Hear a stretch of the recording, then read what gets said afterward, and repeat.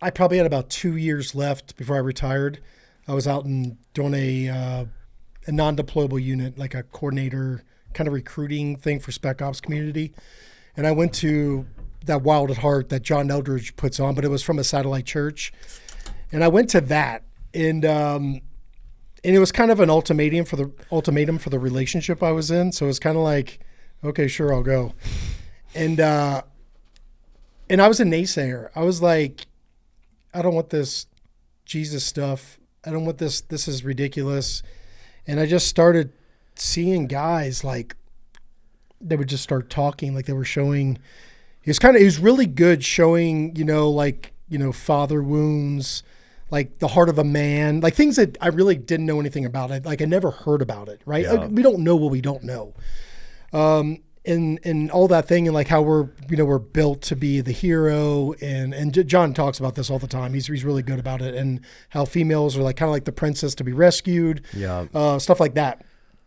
And he was describing how like movies, you've got your hero, you've got your villain, and you've got a love story, which is the same thing as a Bible. Yeah. And I was like, he's like, think about a movie. So I'm like, I'll prove you wrong, buddy, because my pride's taking over. And I'm like trying to think of a movie. I'm like, I can't think of a movie. It's so true. There is a hero, there is a villain, and there's like some kind of love story. And all the great movies. And all of it. Yeah. And I'm like, okay. And then he's like showing Braveheart, and he's showing like Star Wars. Yeah, like all these movies like that I never viewed it through that lens.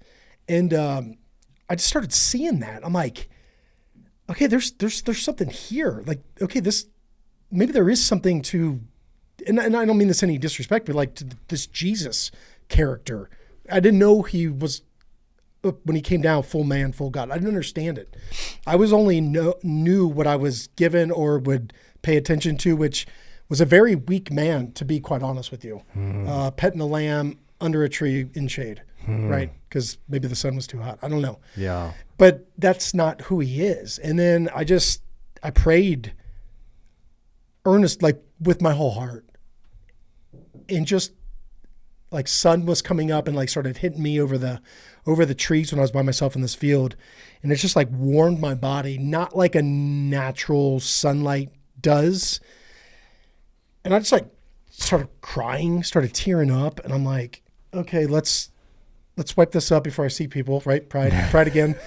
And like a couple more things happened through that weekend. And that was like the beginning of it all, was that right there. But after a few days, maybe a week or two, like it just kind of almost went back to normal. Like it was still in my mind more, like there was a seed, but I wasn't walking what the Bible, like the commandments or the relationship or, that change of heart. Like I was still struggling very much so. Like I'd like, okay, cool. If I'm not supposed to do this, why is this so darn hard? Like I didn't understand that my flesh and the spirit are battling it out every day, every second of the day. I didn't understand the enemy and what that looks like and the tactics and the schemes. I didn't get it. But I went to church and, I had my high seasons, my low seasons, real low seasons, but, drinking was still going on, going to the internet was still going on. Like I was still in bondage. And then probably I'd say, and I'd have times, I'd say probably 5 or 6 years, maybe 7 years ago, I quit drinking. And I was but I only quit for I think it was 10 months. But there was something, like the Bible started coming alive more, stuff like that. And then I broke again. And there was just still something pulling me in. And then 3 years ago, I had a suicidal thought working out in my gym, which I've had before. And I'm like, how am I here again? I don't understand. Back to this point. Yeah. It's like, when is enough? And, dude, I raised my white flag. I was like, I can't do this. I was like, I cannot do this without you. And I don't want you when it's convenient for me. I don't want you when it's other people are looking. I need you to take it all. I want you when I'm in the shower, when I'm going to sleep at night, when I'm waking up, when I'm working out, when I'm at work, when I'm walking my dogs, when I'm making love to my wife. When I want you present in all things in my life. I need that. I need you to do that, please. And it was like this like massive peace came over me when I was just contemplating putting a barrel in my eye socket, dude. And I'm like, I know I'm supposed to stop drinking. Like, I'm like, please take it away from me. And I text my wife. I was like, babe, and then some other things built up on this stuff. But I texted my wife. I was like, babe, I think I'm done drinking. And she comes out into the garage and she's teary-eyed. And I did not know this.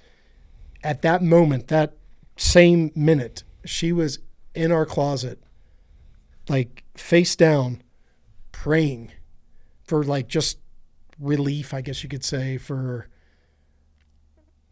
just whatever she was praying for, like just that this needs to end. And I'm like, and we just started hugging, and man, I was just like, man, she's praying for you a little bit too. Yeah, for sure. And then, so from that day, that's been about, I think it's been about 2 years and 10 months from that day. From that day, and I believe like I heard from him, like for me to start talking about him, which is another mind-blowing thing. I'm like, you want me to do what? Everything started making sense. That was like the block. It was like a block that was stopping me from things that he wanted to show me. It was stopping me from like revelation. It was stopping me from certain spiritual gifts. It was stopping me to really do good for him to do wonderful things through me for the kingdom.